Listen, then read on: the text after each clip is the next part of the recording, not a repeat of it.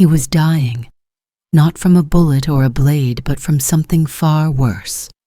The voices of the dead. Minho Park, heir to the Gumryong Empire, hadn't slept in 17 days. The sprawling estate that should have been his kingdom had become his prison, and the whispers in the walls were closing in. Tonight, at 3 a.m., they finally came for him. The shadows moved like living things, breathing his name, demanding entry into his body. He was on his knees in the master bedroom, bleeding from the nose, seconds away from losing his mind forever. Then the door opened. She wasn't supposed to be there. Alyssa Cherries, the new maid, the quiet one nobody noticed. She'd heard the screaming and thought he was having a seizure. But the moment she stepped into that room, everything changed. The shadows recoiled, the temperature shifted. And when Minho grabbed her wrist in his delirium, desperate for anything to anchor him to reality, the cheap ring on her finger erupted with emerald light. The shock wave tore through the room like a cleansing fire. The whispers didn't just stop, they screamed. In that moment, as the freezing air turned warm and the darkness fled to the corners, Minho looked up at the woman he'd barely acknowledged in 3 weeks of employment. The woman wearing a maid's uniform and a grandmother's trinket. And he realized the terrifying truth. This outsider, this nobody he'd hired to clean his floors, was carrying the seal of silence, the only artifact in existence that could save him from the demons wearing his family's faces. What he didn't know yet was that she wasn't an outsider at all, that the ring chose her for a reason, that the house recognized her blood, and that the empire he was fighting so hard to keep was never truly his to begin with. Who is Alyssa Cherries? Why does a dead family's weapon obey her command? And what happens when the ghosts realize she's not his shield? She's their rightful master. Subscribe to see how this unfolds and comment where you're watching from. I will love to say hello to you just to know how far our story is going. The first command Minho gave after that night wasn't to his lawyers or his security team. It was to the groundskeeper, and it was simple. Seal the gates. No one in, no one out. The old iron barriers that hadn't been closed in a decade groaned shut at dawn, their locks clicking into place with a finality that made Alyssa's stomach turn. She'd tried to leave. Of course she had. She'd packed her single duffel bag, still shaking from what she'd witnessed in the master bedroom, and headed straight for the servants' entrance.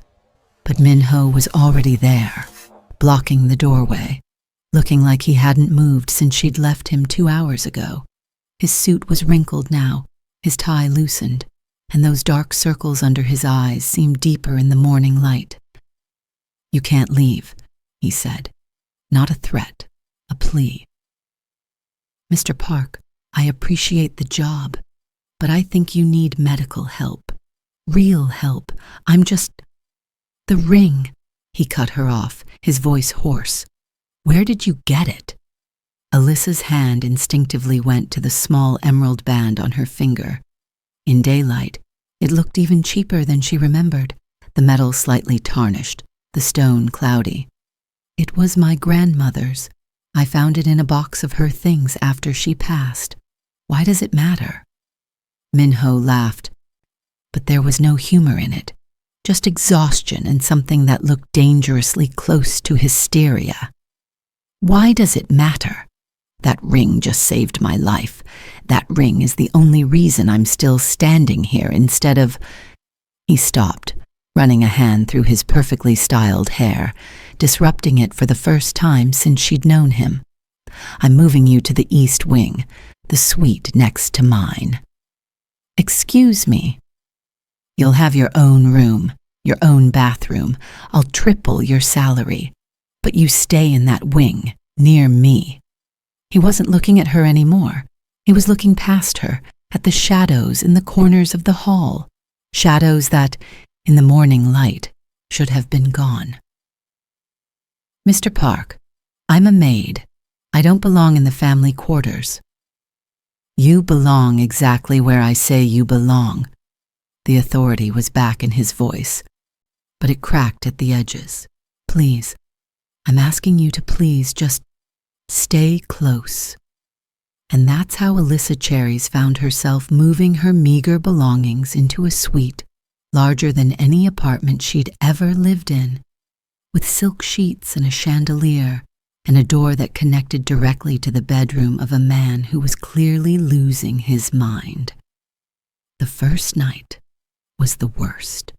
She'd tried to sleep, truly tried, but every creak of the old house set her nerves on edge. And then, around 2 a.m., she heard it, footsteps in the hallway, pacing, back and forth, like a caged animal. She opened her door to find Min-ho walking the length of the corridor, still in his suit, his eyes wide and unfocused. "Sir." He jumped, spinning to face her. "I can't. The dark. When it gets dark, they come back. I thought maybe with you here on this floor. Maybe they'd—" He trailed off, looking embarrassed. The great Min-ho Park, heir to billions, afraid of the dark like a child. Alyssa should have called someone, should have insisted on a doctor, a therapist, anyone. Instead, she heard herself saying, "Would it help if I left my light on, so the hallway isn't completely dark?" The relief on his face was almost painful to witness. "Yes, thank you. That would, yes." She kept her lamp on all night, and every night after that for the next week. By day 3, Alyssa had convinced herself that Min-ho was on drugs. It was the only explanation that made sense. Rich heir to a shady empire, isolated in a massive house, displaying paranoid behavior and hallucinations. It fit. The alternative, that what she'd seen that first night was real, was something her rational mind refused to accept. So she treated him like any other addict in denial, with patience, distance, and a firm commitment to maintaining her own sanity. "Mr. Park, I need to clean the second-floor library," she said on the 4th morning, gathering her supplies. "I'll come with you." He was already standing, setting down his barely touched breakfast. "Sir, that's not necessary. It's just dusting and—" "I'll come with you." And he did. He followed her through the house like a shadow, sitting in whatever room she was working in, pretending to read or work on his laptop, but really just watching her, watching the corners, watching the ring on her finger that occasionally caught the light and threw green refractions across the walls. It would have been creepy if it wasn't so pathetic. This man, who supposedly ran an empire, who owned this massive estate, was terrified to be alone in his own home. He trailed after her as she cleaned the ballroom, the dining hall, the morning room. When she went to the kitchen for lunch, he followed. When she tried to give him privacy by working in the basement laundry, he appeared 10 minutes later with a weak excuse about needing to check the water heater. "This is ridiculous," Alyssa finally said, turning to face him in the middle of the 3rd-floor hallway. "I'm trying to work. You're a grown man. You can't possibly need—" The temperature dropped 20 degrees in an instant. Her breath misted in front of her face, and Min-ho's expression shifted from embarrassed to terrified in the span of a heartbeat. "Don't move," he whispered. "Stay exactly where you are." The light bulb above them flickered. Once, twice. The shadows in the corner seemed to grow longer, darker, reaching across the floor like fingers. Alyssa felt the hairs on the back of her neck stand up, and for the first time since that night in the master bedroom, she wondered if maybe, just maybe, he wasn't crazy. The ring on her finger grew warm, not hot, just warm, like someone had breathed on it. The shadows retreated. The temperature normalized. The light steadied. Minho was staring at her hand. You see? Do you see now? It's not in my head. It's real. They're real. And that ring is the only thing keeping them from... He stopped, swallowing hard. I'm not on drugs, Alyssa. I'm haunted. She wanted to argue, wanted to insist on logic and reason and rational explanations. But her hand was still warm, and the air still tasted like winter despite the summer heat outside. And she just watched shadows move on their own. The library, she heard herself say. You mentioned old journals once, family records. Maybe we should look through them. The relief in his eyes made her chest ache. Yes, we should. The Park family library was a cathedral of old books and older secrets, floor-to-ceiling shelves crammed with leather-bound volumes in Korean, English, and languages Alyssa didn't recognize. Minho went straight to a locked cabinet in the corner, producing a key from his jacket pocket. I've been avoiding these, he admitted, pulling out a stack of journals. I thought if I didn't read them, if I didn't acknowledge the history, maybe it would just stop.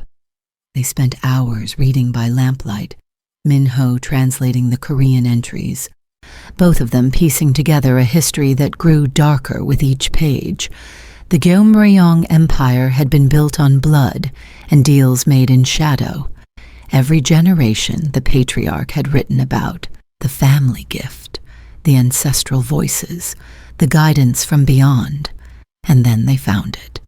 A journal entry from Minho's grandfather, dated 3 months before his death. Minho's voice was hollow as he read aloud.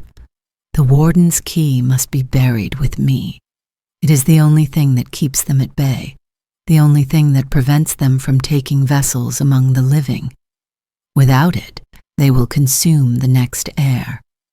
My son knows this. He has promised to ensure it rests with my bones. Alyssa's hand went to her ring. Warden's key? Minho turned the page, and there it was, a detailed sketch of a ring. Her ring. Same cloudy emerald. Same tarnished band. Same delicate filigree pattern. It says here it was forged from jade taken from the family's ancestral temple, Minho continued, his voice shaking slightly. Blessed by monks, inscribed with binding seals. It's meant to trap spirits, to keep them from manifesting in the physical world. As long as the current head of the family wears it, or it's buried with them, the ancestors can't possess the living. He looked up at her. It was supposed to be buried with my grandfather, but it wasn't. My grandmother, Alyssa whispered. She worked here, didn't she? That's why she had it. She must have taken it before the funeral. But why? And how did a simple maid walk away with something so valuable? The questions hung between them, unanswered. They didn't get to discuss it further. The chandelier above them started to swing. Slowly at first, just a gentle sway that could have been a draft, then faster, wider, the crystals chiming against each other like warning bells. Alyssa, move! Minho's shout came half a second before the chandelier's chain snapped. She froze, stupid, instinctive, fatal freezing. 200 pounds of crystal and iron plummeting toward her head, and then she wasn't there anymore. Strong arms wrapped around her waist, yanking her sideways, sending them both crashing into a bookshelf as the chandelier exploded against the marble floor where she'd been standing. They lay there, in a tangle of limbs and scattered books, both breathing hard. Minho had taken the impact against the shelf, had positioned himself between her and the falling debris. His suit was torn at the shoulder, and there was a cut above his eyebrow leaking blood down his temple. You're hurt, Alyssa said, but he was already shaking his head. "They know," he said, looking up at the broken chain still swinging from the ceiling. "They know you're the threat now, not me. As long as you have that ring, they can't touch me. But you—" He helped her to her feet, glass crunching under their shoes. "I need you alive, Alyssa. I need you to understand that. Whatever happens, I need you alive." Something shifted in that moment. He wasn't just the paranoid employer anymore. He'd saved her life, had thrown himself in harm's way without hesitation. And the way he was looking at her now, like she was precious, like she was vital. It wasn't about the ring at all. The dynamic had changed. He wasn't just protecting himself anymore. He was protecting her. That night, Min-ho made a phone call. Alyssa listened from her room as his voice drifted through the connecting door, speaking rapid Korean to someone on the other end. When he knocked 20 minutes later, his expression was grim. "I've hired a medium," he said. "She'll be here tomorrow evening. If the ring really is what we think it is, maybe we can use it to communicate with them, to understand what they want." "Or to make them leave," Alyssa offered. Min-ho's smile was sad. "Let's not get ahead of ourselves." The medium arrived at sunset, an elderly woman named Mrs. Kang, who looked more like someone's grandmother than a spiritual consultant. She carried a worn leather bag and moved through the house with the confidence of someone who'd seen far worse than ghosts. Min-ho led her to the drawing room where he'd set up candles and cleared the furniture. Alyssa hung back by the door, unsure of her role in all this, still half convinced this was elaborate theater. Mrs. Kang went through her preparations methodically. Salt circles, incense, prayers in old Korean that made the air feel thick and heavy. And then she opened her eyes and looked directly at Alyssa. The scream that came out of her was pure terror. The old woman fell to her knees, hands pressed to the floor, forehead touching the ground in a full bow. "Sovereign," she gasped, "forgive me. I didn't know. I didn't see—" "Mrs. Kang?" Min-ho moved toward her, but she held up a shaking hand. "Not her," the medium whispered, but her voice was wrong, too deep, too old. "The girl, the one with the blood, the one who carries the seal." Alyssa's ring flared bright, bathing the room in green light. The temperature plummeted, and Mrs. Kang's head snapped up, her eyes completely white. No iris, no pupil, just blank white orbs that fixed on Alyssa with inhuman focus. "You should not be here," the thing wearing Mrs. Kang's face said. "You should be dead. Your grandmother should have died. The bloodline should have ended." "What bloodline?" Min-ho demanded, stepping between them. "What are you talking about?" The possessed woman laughed, a sound like breaking glass. "He doesn't know. The false heir doesn't know. Shall we tell him? Shall we show him who really owns this house?" She lunged. Min-ho tried to grab her, but the old woman moved with unnatural strength, fingers curved into claws, going straight for Alyssa's throat, for the ring. Trying to tear it from her finger, Alyssa acted on instinct. She thrust her hand forward, the ring blazing green, and screamed, "No!" The light exploded outward in a wave of emerald fire. Mrs. Kang flew backward, hitting the wall hard enough to crack the plaster. The white faded from her eyes, replaced by her normal brown, confused and terrified. The temperature returned to normal. The candles stopped flickering, and in the sudden silence, Alyssa realized her hand was still extended, still glowing, and she'd just banished something ancient and angry without having any idea how. Min-ho caught Mrs. Kang as she slumped forward, unconscious but breathing. He looked at Alyssa over the old woman's shoulder, his expression a mixture of awe and fear. "What did it mean?" Alyssa whispered, staring at her ring as the light slowly faded. False heir? Bloodline? What does any of this mean? But Minho was already lowering Mrs. Kang to the floor, his hands shaking. "I think," he said quietly, "we need to find out who your grandmother really was, because I don't think she was just a maid." Mrs. Kang woke 3 hours later with no memory of what had happened. Minho sent her home with triple her usual fee and a driver, then returned to find Alyssa still sitting in the drawing room, staring at the ring on her finger like it might bite her. "I can feel it," she said, without looking up.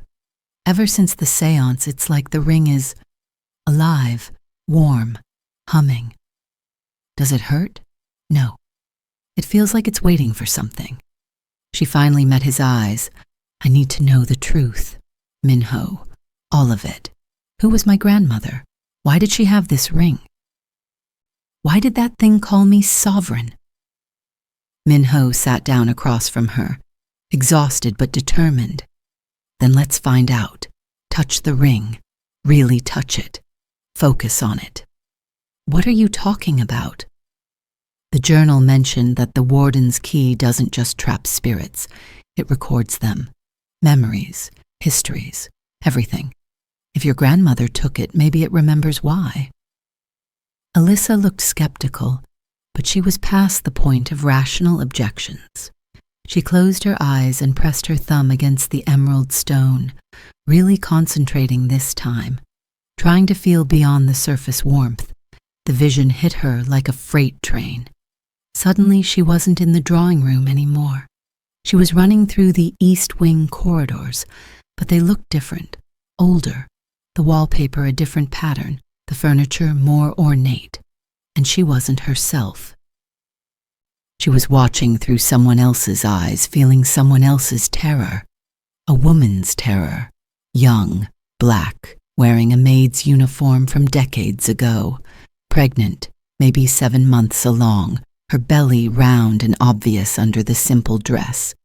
She was clutching something in her hand, the ring, already glowing faintly green, and behind her, Alyssa could hear shouting, men's voices, angry, demanding she stop. "You cannot leave," one of them yelled in Korean. "The child belongs to this family." But the woman kept running, kept fleeing, one hand on her belly, one hand clutching the ring like a lifeline.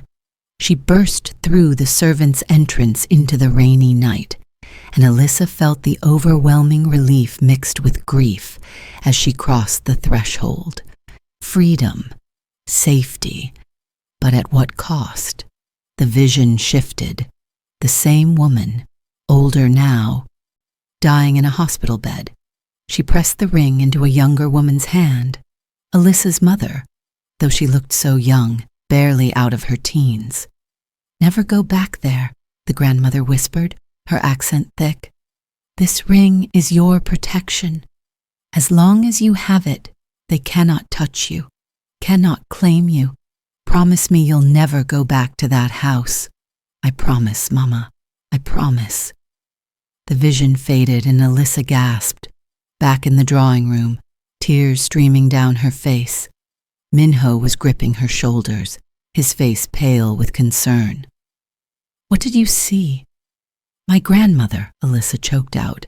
"She was pregnant when she left. She was running from this house. They tried to stop her, tried to keep the baby." She looked up at him, the pieces finally clicking into place. "The baby was my parent. My grandmother was pregnant with someone's child, someone important enough that they wanted to keep it, someone from this family," Minho finished, his voice hollow. "Your grandmother was pregnant with a park." The words hung in the air like a death sentence. Minho stood abruptly, began pacing. "The timeline would match. My grandfather died 43 years ago. If your parent was born around then," he stopped, running calculations in his head. "How old was your mother when she died?" 41, Alyssa whispered. Minho's face went white. He left the room without another word, and Alyssa heard him taking the stairs 2 at a time up to the 3rd floor. She followed, finding him in a small office she'd never been allowed to clean, pulling file boxes from a locked cabinet. "What are you looking for?" "Proof," he said grimly, rifling through old documents. "My grandfather kept meticulous records. Every employee, every transaction, Here." He pulled out a personnel file yellowed with age. Constance Cherries, hired 1981, terminated 1982. He opened it, and there was a photo clipped to the inside. Alyssa's grandmother, young and beautiful, stared back at them from across 4 decades. There were other papers in the file, employment records, and then, near the back, something that made Minho's hand shake, a medical report, a pregnancy test, positive, dated 3 months before Constance's termination. But it was the document beneath it that shattered everything. A DNA test, old, the paper brittle, but still legible.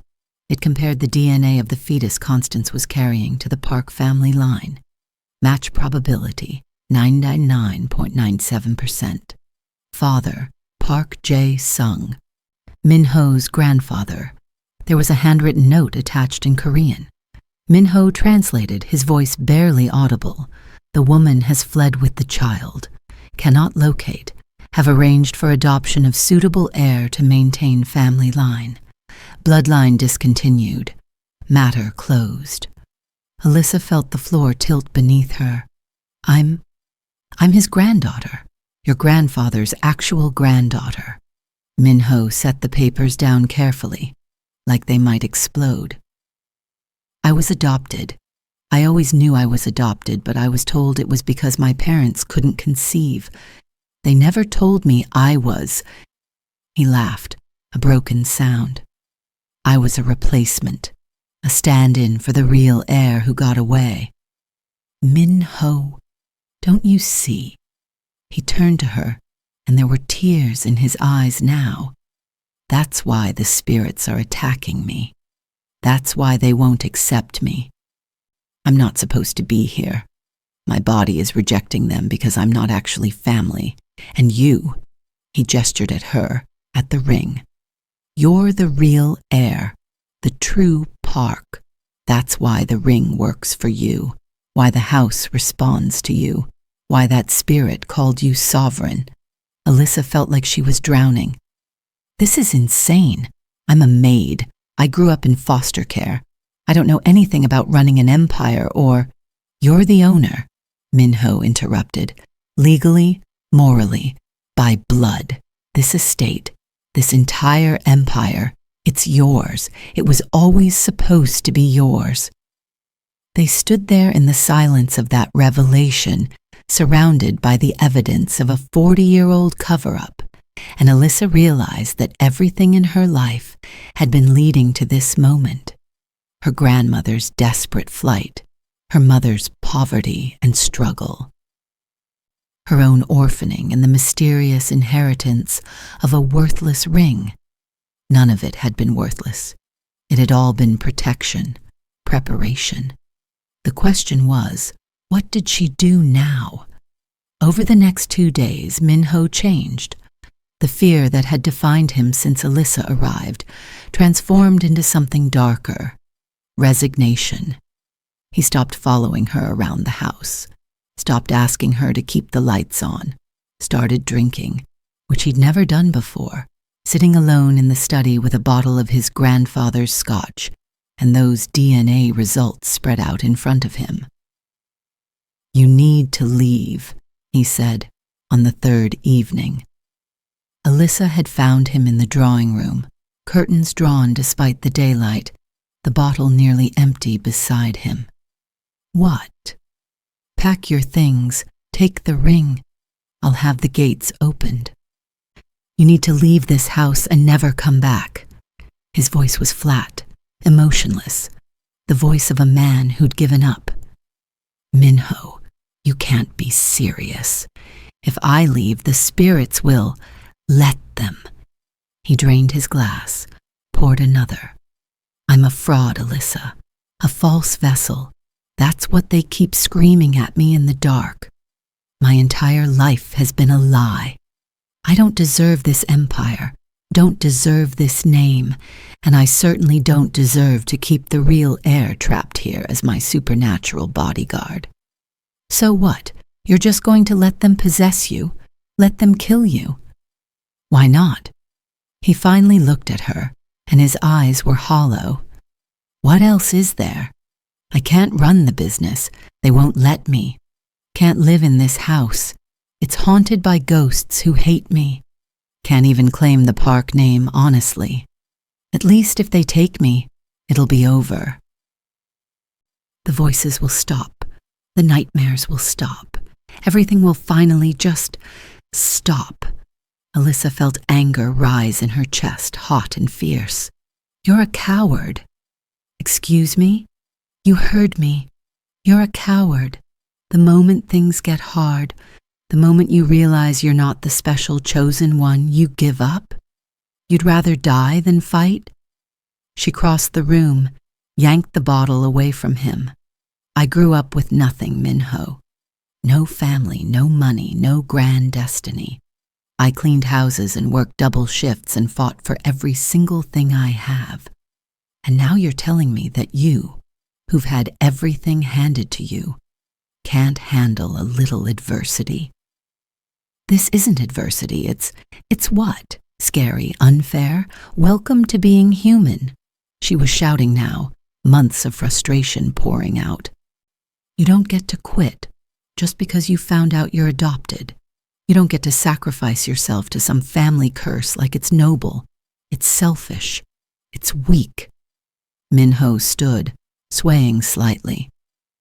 Then what would you have me do? This is your house now, your birthright. I'm just the fraud who was keeping the seat warm. You're the man who saved my life under a falling chandelier, Alyssa shot back. You're the person who protected me even when you were terrified. You're my... She stopped, the word catching in her throat. Friend? Ally? Something more? You matter, Minho, not because of your bloodline or your name, because of who you choose to be. For a moment, something flickered in his eyes. Hope, maybe, or the memory of it. Then it died, and he shook his head. You're wrong, and I won't let you sacrifice yourself for me. You're leaving, tonight. That's an order. You can't order me around, Alyssa said quietly. You just said it yourself. This is my house. Before he could respond, she turned and walked out, leaving him alone with his ghosts and his self-pity. She made it as far as her suite, before she realized what he was planning. The lights in the hallway flickered, the temperature dropped, and from somewhere deep in the house, she heard the sound of a door unlocking, the ancestral hall, the one wing that had been sealed since she'd arrived. Minho wasn't just giving up, he was offering himself up. Alyssa ran. She burst into the east wing to find the heavy double doors to the ancestral hall standing open, darkness pouring out like liquid. The cold was intense, her breath fogging with each gasp, and inside she could see Minho, standing in the center of a room filled with portraits and relics, his arms spread wide. Take me, he was saying, his voice echoing strangely. I'm here, I'm ready, just take me and leave her alone. The shadows began to coalesce, not just darkness now, but shapes, forms. The spirits of the park ancestors, materializing with decades of rage and hunger. They circled Minho like wolves, and at their center, the largest and most solid form, Park Jae-sung himself, Alyssa's grandfather, a ghost with her grandmother's eyes, and nothing but cruelty in his expression. Finally, the ghost said, his voice the same one that had spoken through Mrs. Kang. The false heir submits. Now we can have a proper vessel. Now we can... No. Alyssa stepped into the room, and every spirit turned to stare at her.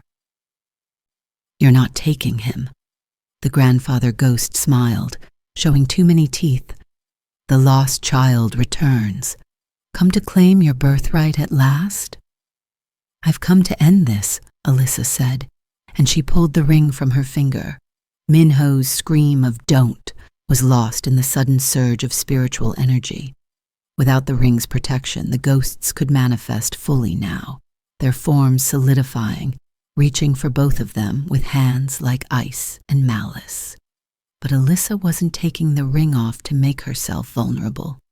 She was taking it off to use it properly. She held it up, the emerald catching the dim light, and spoke words she didn't know she knew. Ancient Korean, older than anything in the journals, pulled from the ring's own memory. Binding words, warden words, the language of command that the true heir alone could speak.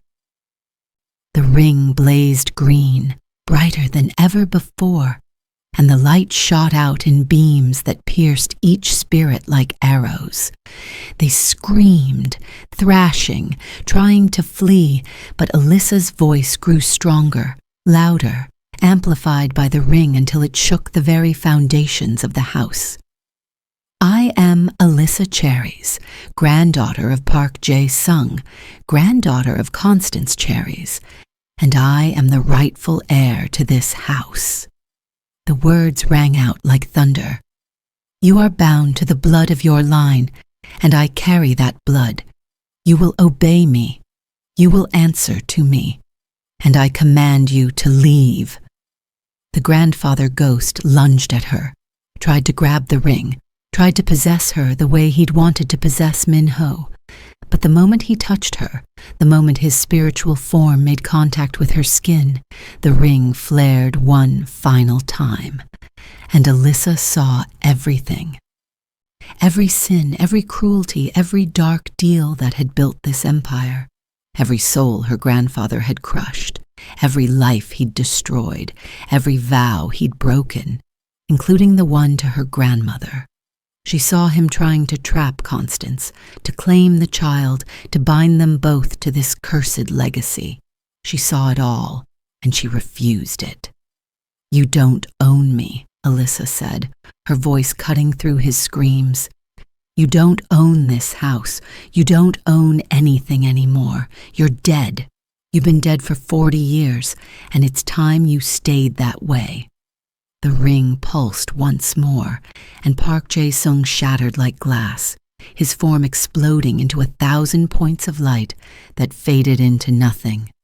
The other spirits, seeing their leader fall, began to dissipate as well, their angry whispers turning to sighs, then silence. One by one they vanished. Not banished, Alyssa realized. Released. Freed from the binding that had kept them trapped between worlds, forced to serve a family they'd grown to hate. The last spirit to fade was a woman Alyssa almost recognized. An older version of her grandmother, perhaps, or an aunt she'd never met. The ghost smiled at her, sad and proud, and mouthed 2 words. Thank you. Then she was gone, and the ancestral hall was just a room again, cold, dusty, filled with relics of a dead empire, but no longer haunted. Minho collapsed to his knees, gasping. Alyssa rushed to him, the ring still warm in her hand, and helped him sit up. He was crying, she realized. Not from fear this time, but relief. They're gone, he whispered. I can't hear them anymore. For the first time in months, I can't hear anything but silence. Alyssa slipped the ring back on her finger and helped him to his feet. They stood there in the empty hall, surrounded by the portraits of ancestors who would never speak again, and she felt the weight of inheritance settle on her shoulders. This house was hers. This empire built on blood and darkness was hers. The question was what to do with it. Minho, she said quietly, I need help. I don't know how to run an empire. I don't know anything about business or finance or any of this. But you do. He looked at her, confused. What are you saying? I'm saying the Park family needs new leadership. Real leadership. Not ghosts clinging to the past, and not some bloodline destiny that ruined my grandmother's life. She met his eyes. Stay. Not as the heir. That was never really yours. But as my advisor. My partner. Help me turn this legacy into something that doesn't require human sacrifice and spiritual bondage. You'd trust me with that? After everything? You saved my life, Alyssa said simply. You protected me when you didn't have to. You're not defined by whose blood runs in your veins, Minho. You're defined by your choices, and I'm choosing to trust you. He stared at her for a long moment. Then slowly, carefully, he smiled. A real smile, the first she'd seen from him since that night in the master bedroom. I'd be honored. They walked out of the ancestral hall together, leaving the doors open behind them. Let the light in, Alyssa thought. Let the darkness fade. She was Alyssa Park now, whether she wanted to be or not. The unwitting warden who'd become the rightful heir. And she had a lot of work to do. But for the first time since she'd arrived at this cursed estate, she felt ready. The ring on her finger pulsed gently, warm and steady. Not a weapon anymore, just a reminder. Some legacies were worth breaking, some curses were worth ending, and some families were worth choosing, blood or not. Behind them, in the growing light of dawn, the estate seemed to breathe a sigh of relief. The shadows retreated. The cold spots vanished. The whispers in the walls fell silent at last. The haunting was over. The real work was just beginning.